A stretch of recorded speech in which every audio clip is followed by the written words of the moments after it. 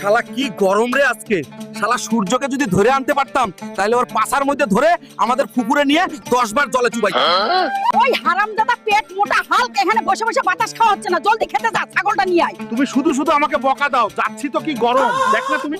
Hulk ভাই, শুনলাম তোমার ছাগল নাকি হারাইয়া গেছে। শাহ হারামজাদা, ছেড়ে সব সময় শুধু বদমাশি করো সবার সাথে। হাল্ক, তোমার ছাগলটাকে বাঘে খাইতেছে, তুমি জলদি যাও। শালা বাঘ, তোদেরকে আজকে আমি ছাড়বো না রে।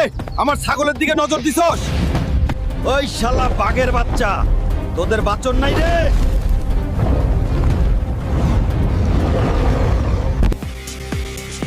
আমার ছাগল আজকে তোদের পেটে থেকে টেনে বার করব।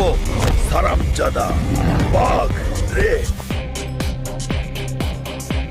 আজকে তোদের পেটে থেকে টেনে বার করব।